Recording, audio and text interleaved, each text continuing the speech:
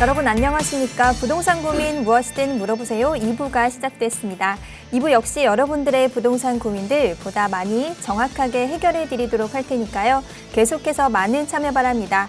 부동산 투자 관련 고민 있으신 분들은 지금 바로 02-2638-3971번 전화 주시거나 유료 문자 샵 3989번으로 문자 보내주시기 바랍니다.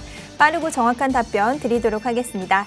자, 그럼 부동산 고민 무엇이든 물어보세요. 2부 순서 지금 바로 시작합니다.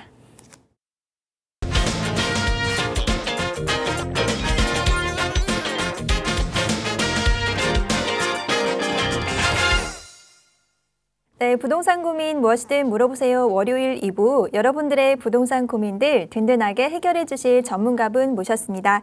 주식회사 부동산캣 김남현 대표 자리해 주셨습니다. 대표님 어서 오세요. 안녕하십니까? 부동산캣 김남현입니다. 장마가 어느 정도 소강 상태에 접어드니까 이제는 무더위가 엄청나게 기승을 부리네요. 무더위에 이어서 이제 자산시장 하락 소식, 거기다가 연일 치솟는 물가까지 우리 시청자분들께서 스트레스 받으실 일이 굉장히 많이 늘어난 것 같습니다. 이럴 때일수록 스트레스 관리 그리고 건강 관리에 유념하시기 바라겠고요. 이 방송을 시청하시는 시간만큼은 이 스트레스를 날려버릴 수 있도록 최대한 시원하고 속 시원한 상담을 통해서 우리 시청자분들과 교감하도록 노력할 테니까 주저하지 마시고 궁금하신 점 전화상으로 질문 많이 해주시면 감사하겠습니다. 네, 현재 불안감이 커지고 있는 이런 부동산 시장에서 오늘 시청자 여러분들 자산을 조금 더 안전하게 지키고 또 자산에 도움이 될 수 있는 많은 이야기 나눠보도록 할 테니까요. 오늘도 많은 기대해 주시기 바라겠습니다. 자, 부동산 고민 있으신 분들은 02-2638-3971번 전화 주시거나 문자가 더 편하시다면 유료 상담 100원에 상담 문자 샵 3989번으로 문자 보내주시기 바라겠습니다. 자, 그리고 저희 방송 말미에는요, 한 주간의 부동산 이슈들 살펴보는 시간 준비되어 있으니까요. 끝까지 시청해 주시기 바랍니다. 자, 그럼 지금부터 시청자 여러분들 전화 연결 통해서 고민 해결해 보도록 하겠습니다.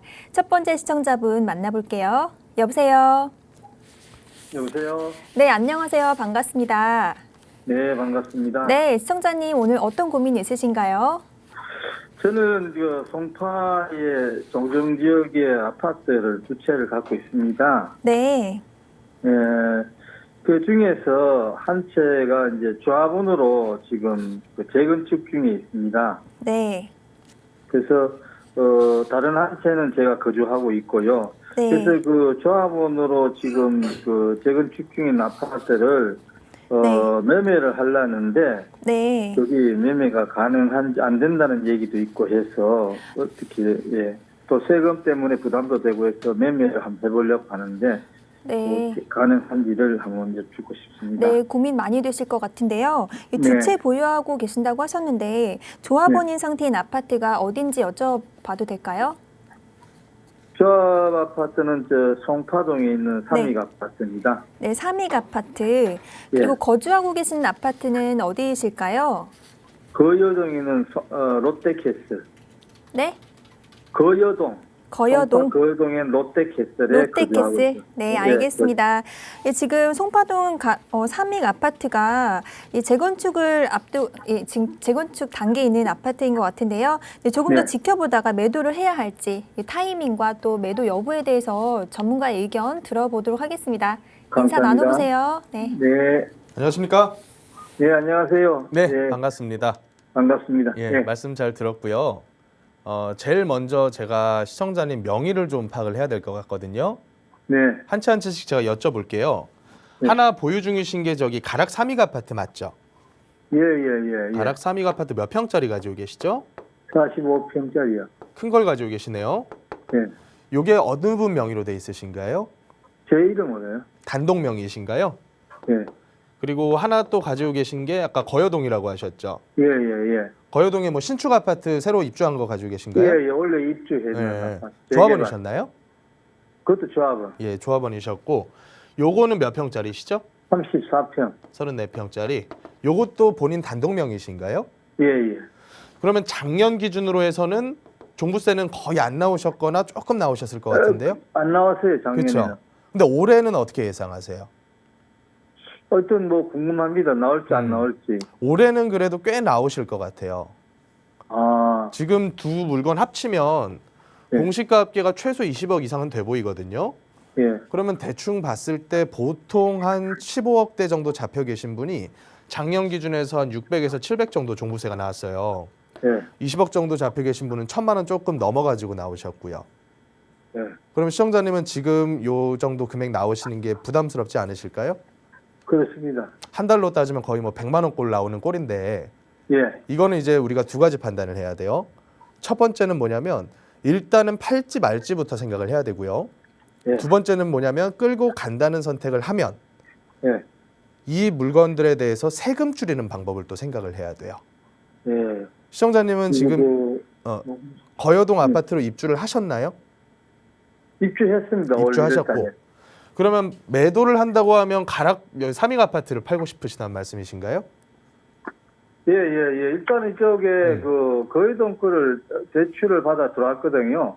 대출을 받으셔서 입주를 하셨고. 예. 그래서 그쪽으로 삼익을 이제 매도를 예. 해야 된다고 지금 돼 있는데, 네. 예, 그게 이제 그걸 어떻게 할 수 있는지 했어요. 삼익 아파트가 지금 조합 설립 인가는 났을 거고 예. 제 기억으로는 아직 사업 인가는 났다는 소식은 못 들었거든요. 사업인가를 이제 하고 있어요. 지금 예. 준비하고 설계 건축 심의는 됐고 건축 설계를 심의까지 지금 통과를 하려고. 했구나. 예, 예. 저 사업인가를 예. 준비하고 있습니다. 조금 그리고 이르면 조합을 이기조합 구성을 하고 있고 지금. 조금 이르면 통해. 올해 안에도 이제 사업 인가는 날 수가 있겠네요.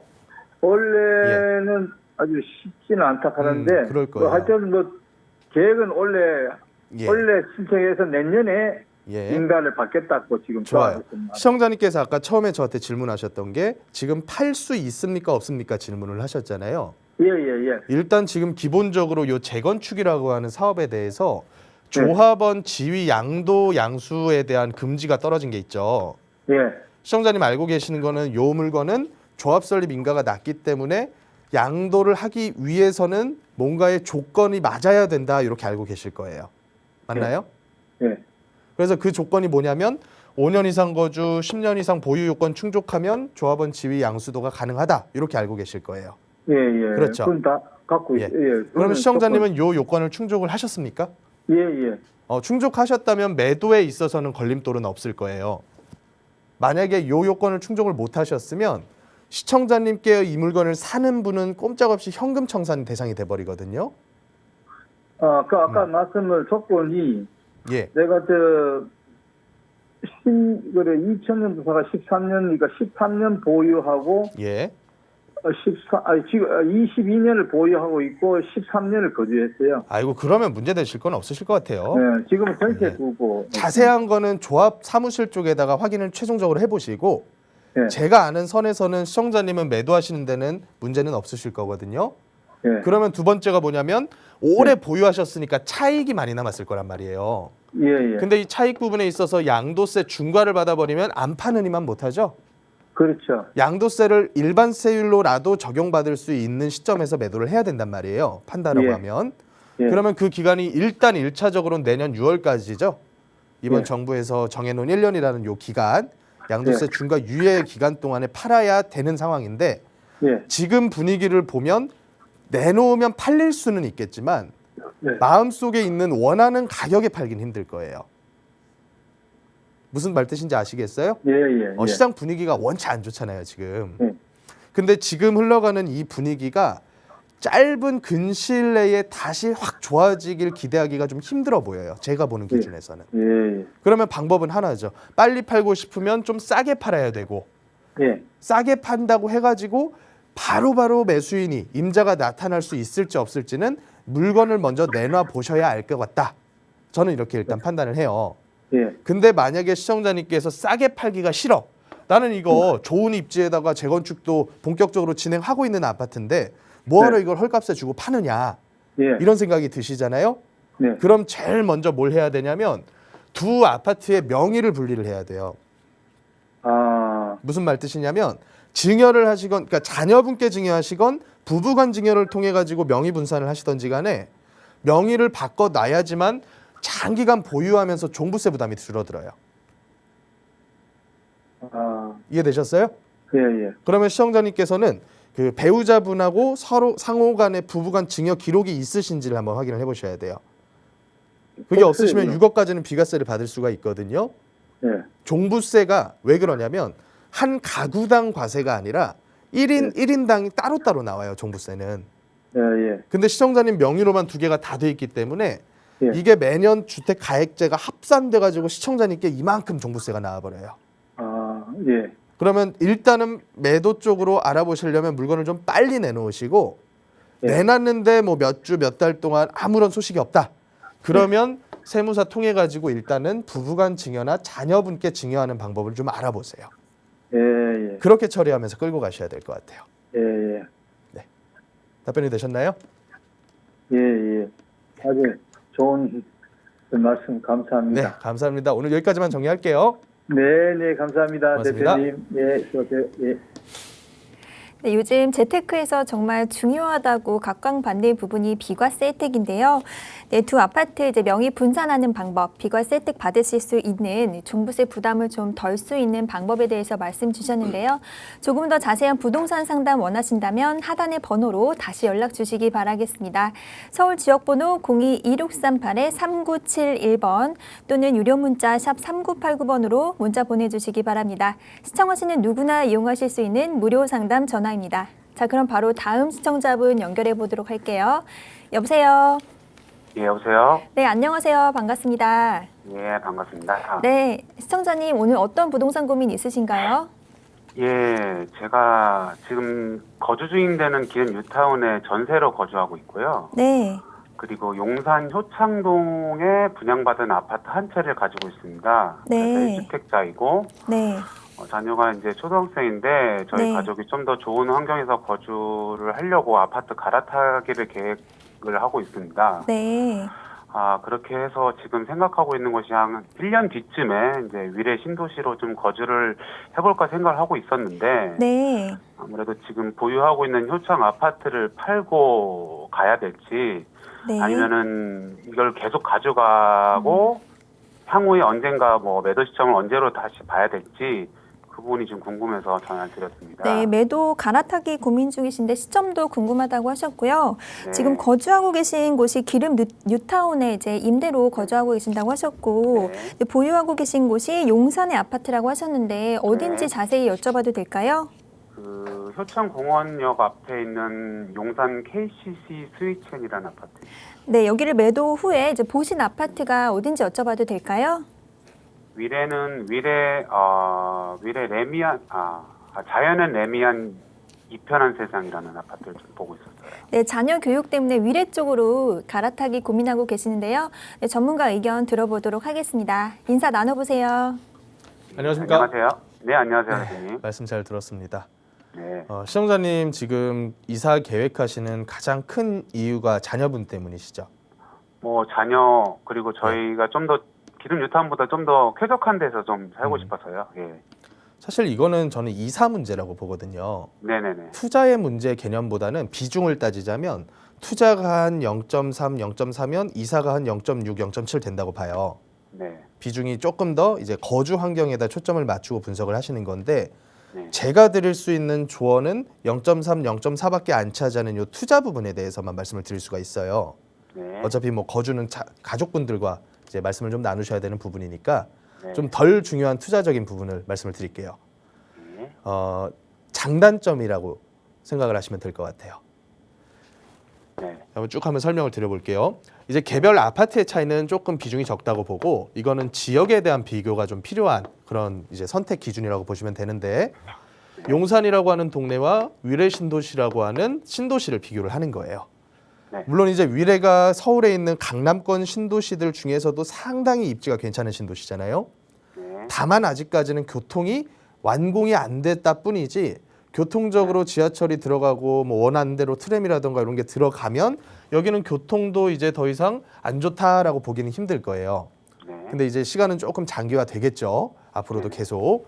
그런데 용산이라고 하는 동네는 서울에서도 상당히 가장 중심부에 속하는 위치고 또 여러 가지 개발 계획들이 용산에 굉장히 많이 집중된 측면이 있어요. 그러면 개발이라는 이슈에 대해서는 용산이 조금 더 우위를 지닐 거고 위례가 조금 떨어질 거예요.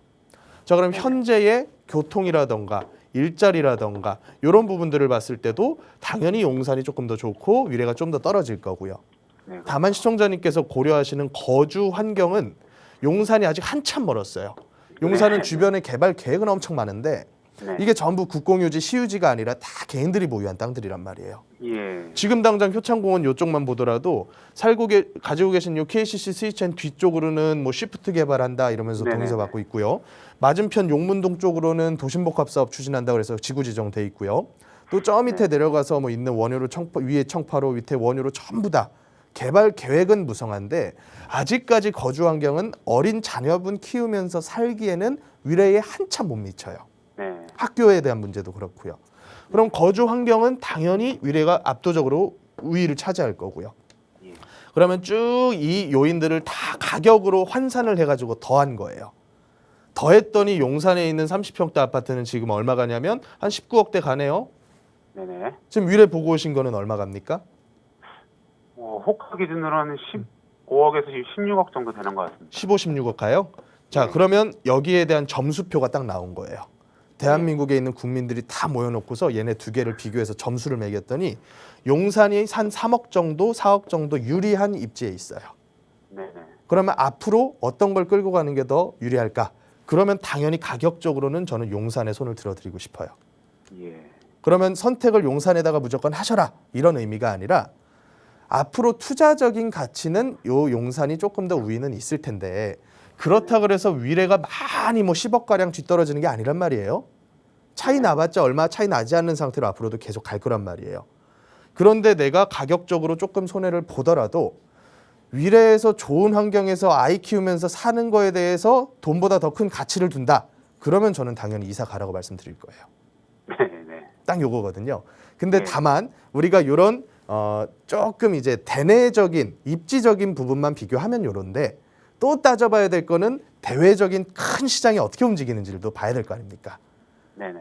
예를 들어서 용산 거는 나는 안 팔리니까 싸게 팔아가지고 위례는 아직 호가 안 떨어졌으니까 비싼 돈 주고 사면 아무 의미 없는 거잖아요. 그렇죠. 그럼 그런 요건을 따져봤을 때는 저는 지금 상태에서 팔려면 헐값에밖에 못 판다고 봐요. 매수 수요 자체가 없어요. 지금은. 예예. 그래서 지금 팔게 되면 19억이 아니라 뭐 16억이 될지 17억이 될지 얼마에 팔릴지는 몰라요. 네. 그러면 차라리 용산 거를 전세 주면서 위례에다가 전세로 좀 사는 것도 괜찮고 그게 아니고 조금 더 투자적으로 배팅을 한번 해보겠다 싶으면 용산 거를 좀 판 이후에 시기적으로 텀을 가진 다음에 위례를 산다던가 이런 선택도 또 고려를 해볼 수가 있겠죠. 예예예. 그래서 여러 가지 선택지들이 있으니까 제가 이런 입지적인 분석에 대한 것을 참고를 좀 하시고 그리고 나서 가족분들하고 상의 한번 해보시는 게 좋을 것 같아요.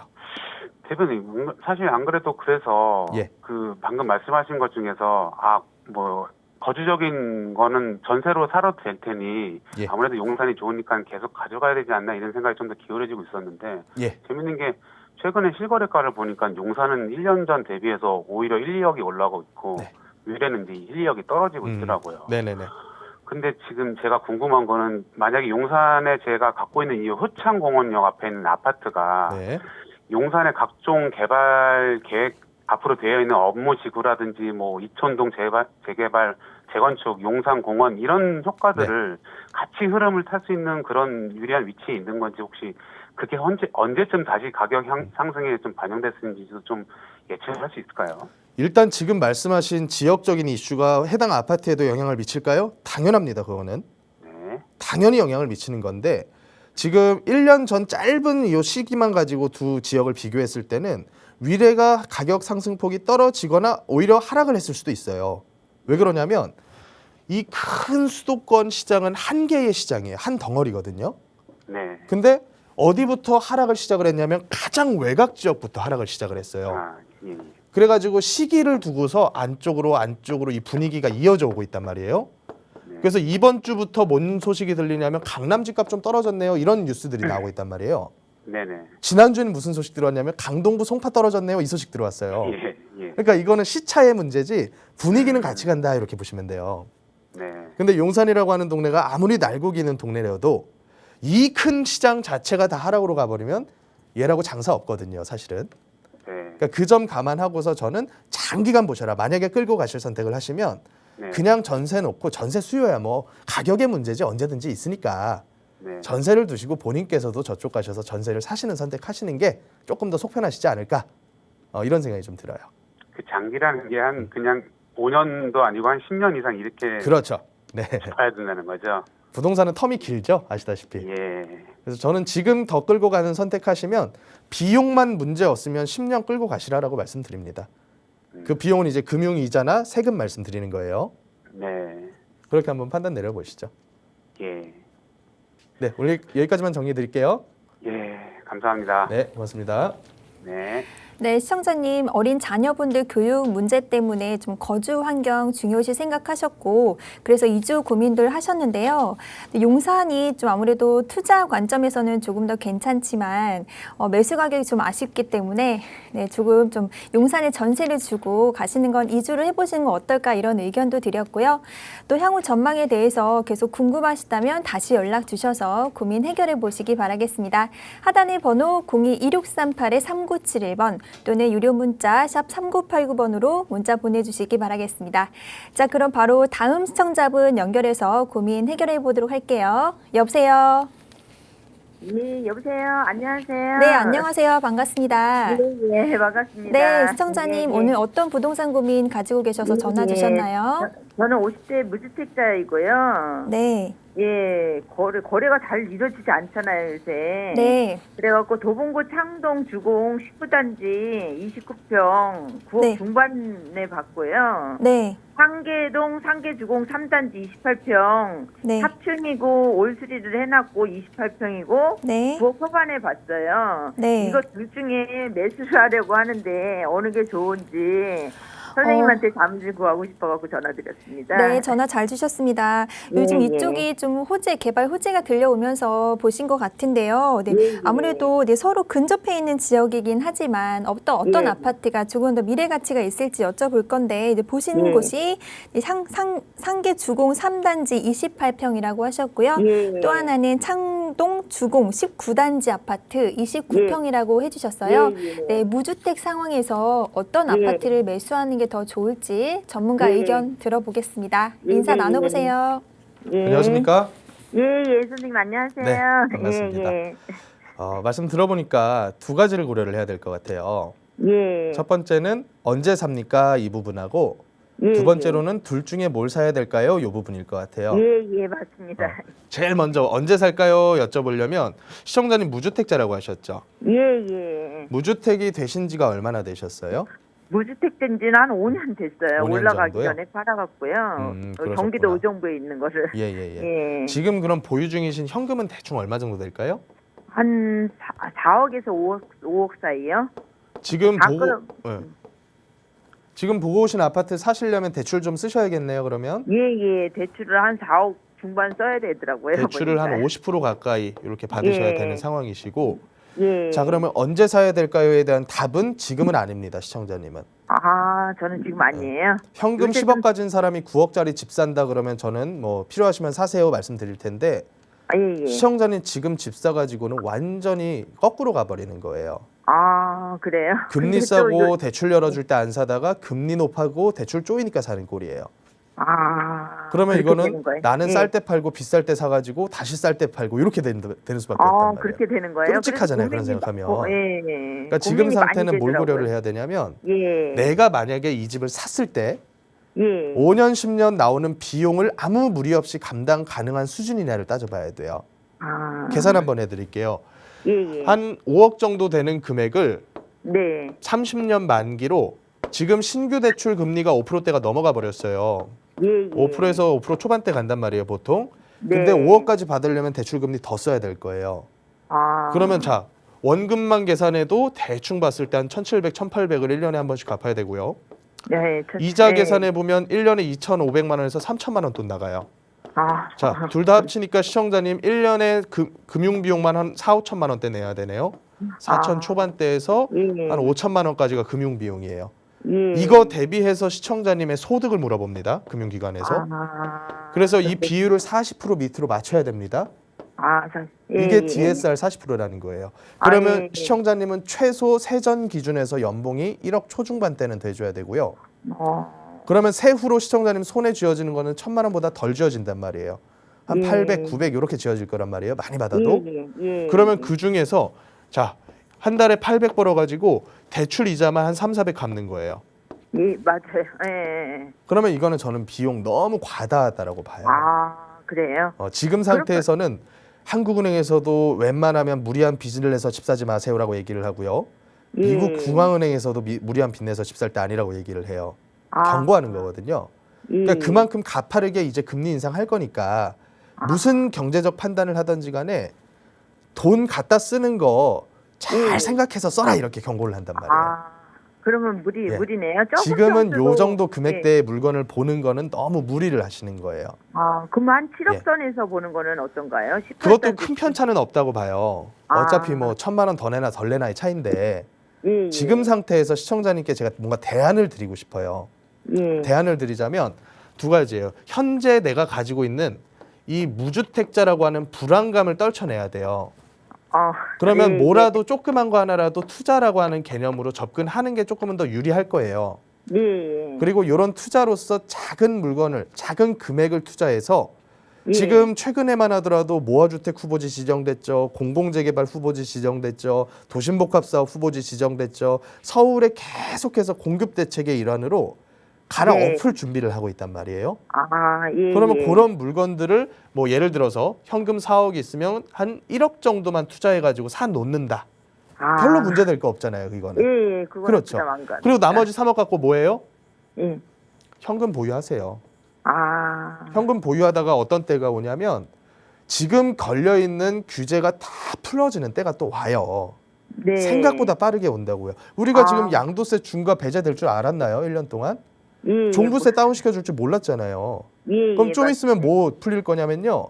뭐 제 예상이기는 하지만 근시일 내에 취등록세 중과 없어질걸요.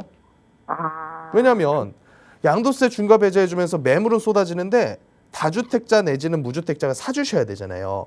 그렇죠. 근데 예. 무주택자가 집 사기에는 시청자님처럼 대출 비용이 너무 커요. 예. 예. 그러면 누가 사줘야 되면 다주택자라도 받아줘야지 거래 정상화가 된단 말이에요. 아, 그렇죠. 그러면 예. 그분들에게 뭐라도 살 수 있게끔 유인책이 있어야 될 거 아니에요. 예. 그럼 지금 제일 먼저 가로막는 거 첫 번째 취득할 때 취등록세 중과 이거 금방 예. 풀려요. 그리고 아. 나서 또 뭐 풀릴 줄 아세요?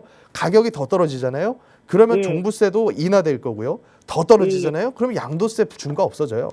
아. 그럼 그런 때가 됐을 때 3억 들고 있으면 예. 아파트 괜찮은 지역에서 전세 끼고 또 사놓을 수도 있겠죠. 아, 그렇지. 그러네. 그러니까 이미 지금 시청자님께서 내 집 마련해서 들어가 사는 판단하기에는 가격적으로 예. 좀 무리가 돼버렸어요. 아, 예. 이제부터는 맞습니다. 조금 장기적인 관점으로 시장을 보면서 이 예. 금액 가지고 어떻게 내가 최대의 효율을 낼 수 있을까? 아. 이걸 고민을 해야 될 것 같아요. 예, 예. 알겠습니다. 이렇게 한번 판단을 해보시자고요. 예, 그래서 예. 요 1억 정도 금액 가지고 할 수 있는 거는 예. 최대한 빨리 지금 당장 찾아야 돼요. 아. 왜 그러냐면 이게 하나씩 후보지가 발표가 되고 동의서를 갖고 이래버리면 지역마다 동의서 작업만 돼도 프리미엄이 확 뛰어버려요. 예. 그러니까 예전에 뭐 3-4달 전만 해도 서초구에서 1억 갖고 할 수 있었던 게 이제는 서초구에 살 게 없어요. 예. 송파구까지 넘어가 버려야 돼요. 이제부터 하려면. 아. 그럼 이제 좀 더 시간 지나면 어떻게 되겠어요? 최근에도 거여동이나 풍납동에 모아타운이 지정이 됐단 말이에요. 예. 그러면 또 이제 더 별로 안 좋은 동네 외곽으로 벗어나 버려야 돼요. 예. 그러니까 알아보려면 좀 빨리 알아보셔라. 아, 그리고 나머지 예. 금액은 현금으로 스탠바이를 좀 시켜두시고 아, 예. 이런 전략이 좀 필요하지 않을까. 예. 예, 알겠습니다. 여기까지만 예. 정리 드릴게요. 예, 예, 예, 알겠습니다. 고맙습니다. 감사합니다. 네. 예, 예. 네, 시청자님 전화 잘 주셨습니다. 매수 고민하신 아파트, 현재 아무래도 좀 금리 인상 시기이기 때문에 좀 효율성 면에서 조금 아쉽다라는 의견 드렸는데요. 조금 더 안전한 투자 계획 세워보시기 위해서 다시 한번 연락 주셔서 조금 더 꼼꼼한 포트폴리오 세워보시면 좋으실 것 같습니다. 02-2638-3971번 또는 유료 문자 샵 3989번으로 문자 보내주시기 바라겠습니다. 자, 그럼 지금부터는요, 샵 3989번으로 보내주신 문자 사연 살펴보도록 할 텐데요. 뒷번호 7536번 쓰시는 시청자분이 보내주신 사연입니다. 동대문구 전농동 SK 아파트 매도 여부에 대해서 궁금합니다. 라는 질문을 주셨는데요. 현재 거주를 하고 계시는지는 적어주지 않으셨지만 동대문구 전농동 청량리와 좀 근접해 있는 곳이긴 하지만 호재 영향 받을 수 있는지 이 지역 분위기 살펴보도록 하겠습니다. 예, 가장 보편적인 1주택 거주자라고 생각을 하고서 제가 답변을 좀 드려보겠습니다. 아마도 지금 이 시청하시는 많은 분들 중에 거의 대다수가 이런 상황이실 거예요. 집값은 떨어지는 것 같고 앞으로 거시적인 여건이라던가 금융적인 여건들이 집값에 불리하게 흘러가는 게 눈에 뻔히 보인단 말이죠. 그런데 나는 지금 집값이 굉장히 높은 것 같아서 이제 어느 정도는 정리해서 뭔가 다른 선택이라던가 이사를 계획을 해야 되는 게 아니냐, 혹은 뭐 갈아타기, 뭐 똘똘한 한 채 이런 생각들을 하고 계시는 분들이 굉장히 많으실 거예요. 근데 우리가 합리적으로 한번 생각을 해보면 지금 요 전농 아파트도 최고점을 찍었던 작년 거의 뭐 3, 4분기 그 이후부터 지금까지는 거래가 아예 없거나 하락하는 거래만 나오고 있고요. 서울 내의 거의 대부분 지역에서 아주 급하신 몇 분들 위주로 1000세대급 이상의 이런 단지들에서도 한두 건의 거래가 이 모든 세대수의 금액대를 한 계단씩 떨어뜨리고 있단 말이죠. 그런데 이런 상태에서 별로 급하지도 않은 내가 물건을 판다. 그러면 나는 급한 사람들하고 경쟁을 해야 돼요. 그럼 당연스럽게 내가 원하는 가격이 아니라 매도인이 원하는 가격에서 거래가 될 가능성이 굉장히 크고 또는 그마저도 안 될 가능성이 굉장히 크단 말이죠. 그러니까 어떤 판단이 되게 되냐면 싸게 팔 수밖에 없는 여건이 지금은 조성이 되었다는 거죠. 그래서 제가 작년에 한창 거래가 어느 정도 터지고 집값이 올라갈 때 이제 어느 정도는 정리하실 분들은 정리하실 생각을 하고 준비를 하셔야 된다라는 말씀을 계속해서 드렸던 겁니다. 근데 지금까지 와버리니까 이런 시점까지 와버렸죠. 그러면 이런 시점에서 싸게 팔고서 내가 더 좋은 데로 웃돈을 주고서 이사를 갈 거냐. 이 부분에 대해서는 저는 이 판단은 비용을 너무 많이 늘리는 경향이 좀 있다. 또 아직까지는 완화되지 않은 여러 가지 세금에 대한 규제가 신규 매입하는 분들에게는 조금 더 타이트하게 들어가는 측면이 좀 있기 때문에 이런 판단은 세금적으로나 또 금융비용적인 측면에서나 불리하게 작용할 가능성이 굉장히 크다라고 봅니다. 그래서 일단 지금 매도하실 기회를 놓치셨고 또 큰 빚을 지고 있지 않거나 혹은 다주택자에서 세금이 과도하지 않은 분들은 사실은 매도를 급하게 하고 다른 곳으로 옮겨봤자 사실 큰 차이는 없다라고 봐요. 오히려 불리해질 가능성이 더 크다라고 보는 거죠. 그래서 결론적으로는 유지하는 쪽에다가 일단은 한 표를 드리고 싶고, 만약에 문제가 없고 또 현금도 어느 정도 보유를 하고 있고 거기다가 대출 없는 집을 끼고 있으신 분들은 플러스에서 추가적인 투자를 통한 어떤 자산의 어떤 성장을 더 도모할 수 있는 형태의 신규 투자가 맞지 않을까 하는 생각이 듭니다. 그래서 제가 앞서 설명드렸던 그 무주택에 대한 투자 방법과 동일하게 지금 할 수 있는 방법은 큰 비용, 큰 투자 금액을 들여가지고 하는 형태는 좀 지양하실 필요가 있고, 특히나 대출에다가 많은 금액을 추가적으로 얹어가지고 하는 방법은 좀 위험 부담이 커질 수밖에 없다. 그래서 결론적으로는 작은 금액으로 할 수 있는, 가지고 있는 현금 중에서도 일부만 가지고 할 수 있는 투자를 도모를 해야 되는데, 이때 신규 주택을 내 명의로 매수했을 때는 아직까지는 취등록세 중과에 대한 부담이 좀 크게 작용을 할 수가 있단 말이죠. 그래서 이 부분을 해소하기 위해서는 본인 명의로 취등록세를 조금 8% 내지 12% 정도 중과받을 생각으로 더 작은 금액에 투자할 수 있는 물건을 찾던가, 이 방법이 아니라면 만약에 20대, 30대 경제 활동은 하는데 아직까지 부모님과 세대 분리가 안 되어 계신 자녀분들이 세대 분리를 빠르게 하기를 유도를 하는 겁니다. 그래서 세대 분리를 통해서 자녀분이 세대 분리가 돼주면 자녀 명의로 작은 형태, 예를 들어서 자녀가 모은 1, 2천, 2, 3천에다가 부모님께서 여력이 되신다면 한 5천 정도 증여를 해주셔서 요 한정된 금액으로 할 수 있는 물건을 서울 내의 핵심 지역에서 갭 투자를 하게 된다면 일단 재개발, 재건축을 통해서 실제로 아파트까지 가지 않더라도 동의서 작업하는 것만으로도 1차 수익 구간이 생겨버려요. 이게 프리미엄이 좋은 지역들에서는 몇 천씩 붙는 게 아니라 1억, 2억씩, 억 단위로 붙어버린단 말이죠. 그러니까 이런 기회들이 아직까지는 남아있기 때문에 작은 금액, 한정된 금액으로 할 수 있는 투자는 오히려 내가 살고 있는 집을 유지한 채로 하시는 게 조금 위험 부담이 적을 수가 있겠다. 이렇게 한번 정리를 해보면 될 것 같습니다. 네, 현재 이 부동산 시장이 조금 하락 조정되고 있는 이런 상황이기 때문에 성급하게 매도하시기보다는 조금 상황을 좀 지켜보시면서 안전한 투자 해보시는 건 어떨까라는 의견 드렸는데요. 계속 고민해 보시고 또 걱정이 되신다면 다시 연락 주셔서 자세한 고민 상담 받아보시기 바라겠습니다. 자, 이번에도 문자 상담 하나 더 살펴보도록 할게요. 뒷번호 6391번 쓰시는 시청자분의 사연입니다. 남양주 라페온빌 오피스텔과 또 평내 마젤란 21 아파트 매도 여부에 대해서 질문을 주셨는데요. 어디를 매도하는 게 또 시청자분께 더 이익이 될지 전문가의 의견 들어보도록 하겠습니다. 예, 오피스텔과 그리고 아파트를 보유 중이신 분의 상담인데 오피스텔 같은 경우에는 뭐 가격적으로 많은 거래가 이루어지지 않기 때문에 어떤 뭐 차트라던가 이런 거는 나오지가 않고 있어요. 근데 남양주에 있는 오피스텔들 지금 분위기는 아파트보다도 거래가 더 안 되는 것으로 제가 파악을 하고 있거든요.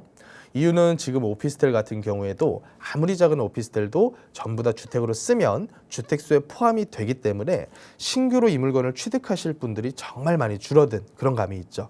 특히나 이런 분들께서는 차라리 신축 분양을 받아가지고 오피스텔의 신축이 임대사업자로 등록을 하게 되면 뭐 일반 임대사업자 등록을 해도 부가세환급이라는 혜택이 있고요. 주택 임대사업자를 등록을 해도 취등록세 및 재산세가 85%까지 감면된다는 그런 좋은 혜택이 있거든요. 그래서 차라리 신축을 매입해가지고 임대하는 형태를 선택을 하지 기존에 있던 거를 빠르게 급하게 매입을 해가지고 임대놓고 싶어 하지는 않는 게 현장의 분위기입니다. 그래서 지금 상태에서 둘 중에 하나를 매도를 해야 된다고 하면 일단은 싸게 팔아야 될 거고요. 오피스텔 같은 경우에는 싸게 판다고는 하더라도 지금 뭐 수익형 상품으로서 월세 수익률이 괜찮게 나오는 그런 물건이 아니라면 사실은 매수하려는 수요자가 굉장히 제한적일 수밖에 없다. 이 부분은 참고를 꼭 하시기를 바라겠습니다. 그리고 아파트 같은 경우에도 여태껏 제가 쭉 상담 드리면서 설명을 드렸다시피 지금 현재의 매수 분위기는 심리적으로나 아니면 실제로 들어가는 이 비용에 대한 측면에서나 계속해서 새로운 매수 심리가 생겨나기보다는 오히려 매수 심리가 점점 더 깔아앉는 형태로 가고 있어요.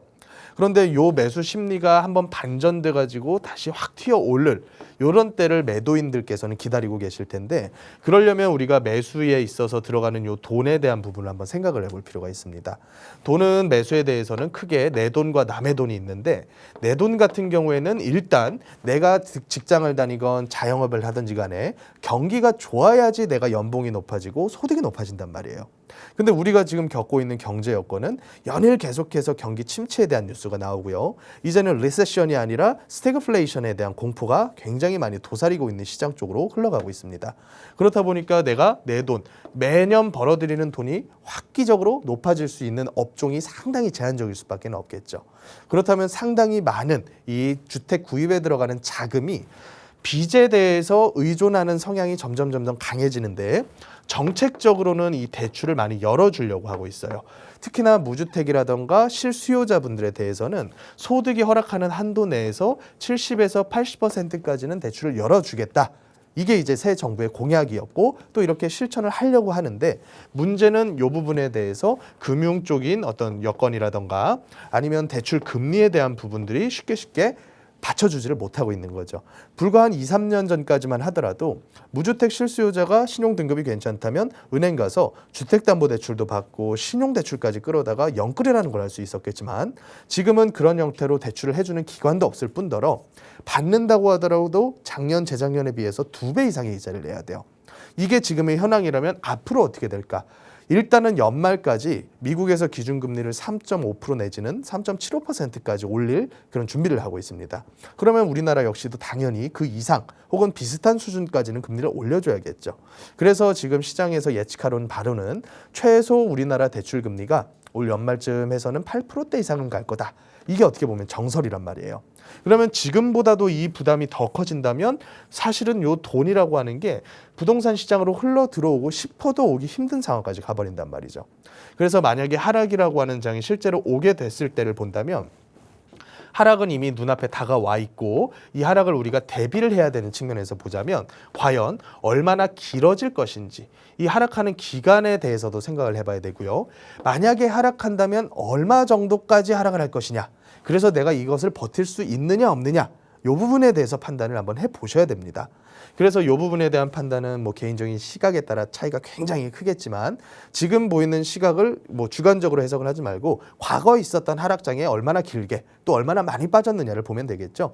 그래서 2008년 금융위기 이후에 한 1, 2년간을 버티던 시장이 하락하기 시작하니까 한 4, 5년가량을 빠졌었고요. 떨어지기 시작하니까 집값이 고점 대비해서 재건축 같은 경우에는 뭐 40% 이상씩, 일반 신축 아파트들은 적게는 20%대, 평균적으로는 한 30%대 정도 조정이 됐었거든요. 그럼 이런 점들 감안했을 때 내가 현재 내고 있는 비용과 그리고 내가 앞으로 추가돼서 내야 될 비용을 한번 계산해 보시고 이 부분까지 한번 같이 생각해 보신 다음에 팔려면 빨리 팔고 스테이 하려면 아주 장기로 보고서 내가 물건을 끌고 가는 선택을 이렇게 판단을 하시는 게 합리적이지 않을까라고 판단이 듭니다. 네, 시청자님 고민이 많이 되실 것 같은데요. 하반기 경기 침체 우려 그리고 금리 인상이 또 추가로 된다는 그런 여러 가지 악재 속에서 매수 심리가 좀 얼어붙고 있는 이런 상황이기 때문에 매도 가격이 좀 아쉬울 수 있다라는 의견도 주셨어요. 매도 시점에 대해서는 고민이 많으실 텐데 천천히 이제 시장 상황 살펴보시고 계속해서 고민되신다면 다시 연락 주셔서 해결해 보시기 바라겠습니다. 서울 지역번호 02-2638-3971번 또는 유료 문자 샵 3989번으로 문자 보내주시기 바랍니다. 시청하시는 누구나 이용하실 수 있는 무료 상담 전화입니다. 자, 마지막으로 오늘 마지막으로는요. 부동산 위클리 이슈로 또 한 주간 짚어봐야 할 부동산 이슈 정리해보는 시간 가져보도록 하겠습니다. 예, 한 주간의 이슈를 짚어볼 텐데요. 이번 주도 안타깝게 그리 반가운 이슈들은 아닙니다. 이 시장에 좀 부정적인 영향을 주는 그런 이슈들이 연일 계속해서 나오고 있는데 일단은 금융시장부터 한번 보시죠. 미국 연준에서 일단 0.75%라는 자이언트 스텝을 한번 밟았습니다. 근데 밟고 나서 앞으로 또 어떻게 될 것이냐 이 부분을 우리가 살펴봐야 되는데 지금 시장의 예상으로는 0.75%를 한 번 더 인상한다 쪽에 상당히 많은 표가 기울고 있고요. 그 이유는 연준 의장이신 파월 의장이 이 물가 잡는 데다 총력전을 하겠다라는 식으로 말씀을 하고 계시기 때문이겠죠. 그래서 이 물가 부분이 여태까지 역사적으로 어떻게 흘러왔냐면 물가를 잡으려고 금리를 올리면 자연스럽게 자산 시장이 무너지고 경기가 안 좋은 영향을 미칩니다. 그러면 경기가 안 좋기 때문에 경기를 부양하고자 금리를 더 낮추게 되면 물가가 더 뛰는 그런 현상이 발생을 해요. 근데 물가라고 하는 것은 일정 상승세를 뛰어넘어서 벽을 뚫어버리는 순간부터는 이 금리 같은 여러 가지 조절 수단 가지고 통제가 불가능한 영역까지, 즉 하이퍼 인플레이션 영역까지 가버린단 말이죠. 그러니까 역사적으로도 경기부터 살리냐 물가부터 잡냐 요 판단 선택에 있어서 물가부터 잡는 선택을 모든 국가들에서 수행을 했었고요. 또 이 물가 잡는 선택을 하지 않은 국가들이 이 물가로 인해서 이 나라 전체가 무너지는 현상을 경험을 또 했었죠. 그래서 결론적으로는 우리가 뭘 대비를 해야 되냐면 일단 연말까지는 미국에서 기준금리를 3.5에서 3.75%까지 올릴 것으로 지금 예상이 되고 있고 또 어떻게 보면 우리나라도 그 이상까지 올려야 되는 상황이기 때문에 바로 앞에 있는 우리나라 금통위에서도 자연스럽게 0.25%라는 작은 포인트가 아니라 그 이상을 빅스텝 내지 자이언트 스텝을 같이 가져야 된다는 그런 쪽으로 의견이 많이 기울고 있습니다. 그러면 과연 이 물가 상승은 언제까지 이어질 거냐? 시장에서 조금 낙관적으로 보시는 분들은 올 7월, 8월이 정점일 것이다. 이런 식으로 예측은 하고 계시지만 아직까지는 뭐 러시아 우크라이나 전쟁이라던가 여러 가지 이런 이슈들이 본격적으로 완료가 되는 모습이 전혀 보이고 있지가 않죠. 그래서 조금 있으면 이제 식량난에 대한 문제라던가 여러 가지 또 이 물가를 자극하는 요인들이 계속해서 나올 거기 때문에 쉽사리 판단할 수가 없는 그런 문제인 것 같습니다. 그래서 제가 오늘 상담을 쭉 진행을 하면서도 앞으로 우리가 금융 비용을 계산을 해봤을 때 현재 내가 부과받을 이 이자만 가지고 계산하는 것이 아니라 아무리 장기간에 대한 주담대 그리고 신용대출, 작은 금액의 신용대출이라고 하더라도 앞으로 늘어나게 될 이자 부분과 또 원리금 균등 상환이라고 하는 이 부분까지도 같이 고려를 해서 금융 판단을 해야 된다. 이렇게 계속해서 제가 보수적인 말씀을 좀 드리고 있습니다. 어떻게 보면 지금은 상당히 제가 말씀드리는 것보다도 더 보수적으로 보셔야 되는 게 이 금융시장에 대한 현실이라고 저는 생각이 들고요. 또 부동산 시장 역시도 이 금융시장에서 자유롭진 않겠죠. 제가 앞서 설명드렸다시피 이 돈이라고 하는 게 내 돈 아니면 남의 돈인데 대부분의 주택 매수자께서는 남의 돈을 상당히 많은 부분을 쓰고 계시단 말입니다. 근데 남의 돈에 대한 부분이 이렇게 여건이 안 좋아지다 보면 자연스럽게 매수 심리 역시 바닥으로 갈 수밖에 없겠죠. 그래서 외곽부터 시작된 서울 수도권의 아파트값 하락이 이제는 강남이 떨어진다. 오늘 아침 기사 보니까 뭐 압구정이 3억 떨어졌다. 이런 기사도 나오더라고요. 불과 1, 2주 전에는 이제 강동구가 떨어졌다, 송파구가 떨어졌다 이런 기사 나왔던 거를 생각을 해보면 점점 외곽에서 중심부로 요 하락에 대한 기운이 점차 번지고 있는 게 이제 피부로 와닿겠죠. 그래서 이런 부분들이 이제 앞으로 어떻게 될 거냐가 상당히 중요한데 앞으로 역시 이 심리 부분이 개선이 되려면 1차적으로는 돈줄이 풀리던가 아니면 규제가 풀리던가 이 두 개가 같이 풀리면 당연스럽게 심리가 좋아질 텐데 일단은 대내적인 우리나라 국내에 대한 대내적인 이런 규제들은 근시일 내에 우리 시청자분들께서 예상하는 것보다도 더 빨리 풀릴 것으로 저는 보고 있어요. 왜냐하면 과거에도 그랬었거든요. 노무현 정권에서 이명박 정권으로 넘어감과 동시에 이 금융위기에 대한 부양책을 쓰기 위해서 그 전까지 정말로 긴 세월 동안에 계속 겹겹이 쌓아왔었던 규제를 거의 뭐 1년 이내에 다 풀다시피 해버렸던 게 바로 이 부양책 쓰는 시기였거든요. 그래서 결론적으로 우리나라 국가 경제는 필연적으로 부동산 시장과 상당히 밀접한 관계가 있기 때문에 부동산 거래 정상화라던가 또 건설 경기, 또 금융시장 경기 이런 부분에 대한 판단과 같이 생각을 해보면 여러분께서 너무 세금에 대한 부분을 걱정하면서 투자하거나 매도 판단을 하실 필요까지는 없겠다라고 저는 생각이 좀 듭니다. 그래서 이런 부분들은 물론 이제 긍정적인 신호로 작용은 하겠지만 그렇다고 해서 대외적으로 이 압박을 전부 다 우리나라 부동산 시장이 그렇게까지 규모가 크고 대단한 시장은 아니거든요. 이 부동산 시장 전반적인 글로벌 시장이 아래로 향하는 가운데 대한민국 부동산만 위로 가는 걸 기대하기는 조금은 무리가 있겠다.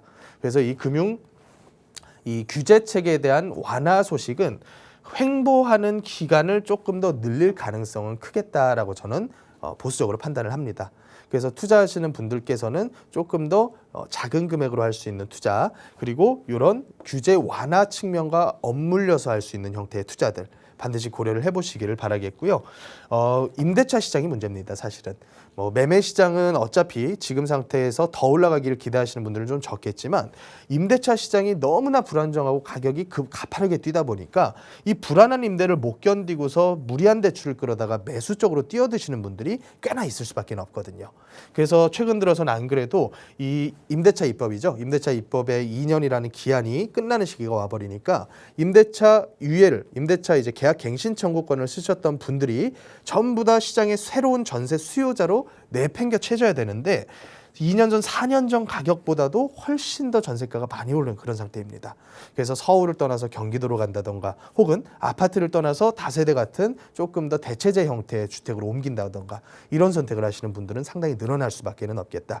그래서 이 전세에 대한 상승을 가라앉히려면 어쩔 수가 없습니다. 전세를 누가 내주냐? 당연합니다. 다주택자분들께서 세를 내주는 거거든요. 그러면 전세 시장을 안정시키기 위해서는 주택 임대 사업자가 됐건 아니면 다주택자 분 중에 상생 임대인 같은 형태로 임대를 싼 값에만 해주시는 분들 이런 분들 대상으로는 자연스럽게 규제책이 하나씩 풀려야만 하는 그런 상태가 와버릴 수밖에 없다. 이렇게 생각을 합니다. 그래서 전반적으로 시장 대외적인 이런 여건은 상당히 안 좋지만 우리가 투자할 구멍은 언제나 존재를 했고 앞으로도 있을 겁니다. 또 안 좋은 시기가 오면 올수록 돈을 쥐고 계셨던 분들은 할 수 있는 선택지는 큰 폭으로 늘어날 거고요. 그러니까 절대로 좌절해서 시장을 떠나지 마시고 이제부터라도 시장에 큰 관심을 기울이시고 지금 현재 할 수 있는 투자부터 찾아보시는 선택을 꼭 하시기 이렇게 부탁을 드리겠습니다. 네, 최근 이 경기 전망에 따른 이 부동산 시장들 흐름 분석해 주셨는데요. 여러분들 투자에 많이 도움이 되시리라고 생각이 듭니다. 최근 이 부동시장과 또 다양한 정책들 때문에 또 매도나 매수에 대한 고민들 많이 하시잖아요. 그리고 혼란스럽다 보니까 또 다양한 매체에서도 이런 여러 가지 말들 많이 나오고 있는데요. 네, 어디가 좋다는 말 책 검증도 하지 마시고 투자를 하시게 되면 좀 상투를 잡으실 수도 있고 위험 투자가 되실 수도 있습니다. 무료 세미나 시간 준비하셨는데요. 매주 화요일 오후 1시 그리고 토요일 1시에 이렇게 2번 진행이 되시고 또 대표님과 직접 상담을 받으실 수가 있습니다. 참여 방법 또한 02-2638-3971번 하단에 나가고 있는 번호로 연락 주시면 되고요. 샵 3989번으로도 접수 받고 있습니다. 참여 방법 친절하게 안내 드리도록 하겠습니다. 네, 저희 오늘 빠르게 달려왔는데요. 오늘 저희가 준비한 소식은 여기까지입니다. 네, 저희 프로그램은 여러분들께 보다 다양한 정보 제공해 드리기 위해서 제작되고 있습니다. 해당 부동산의 가치 또는 매물 가격의 상승 하락을 보장하지 않는다는 점 꼭 유의해 주시기 바랍니다. 그럼 오늘 하루 마무리 잘 하시고요. 저희는 내일 이 시간에 다시 찾아뵙겠습니다. 지금까지 시청해 주신 여러분 고맙습니다.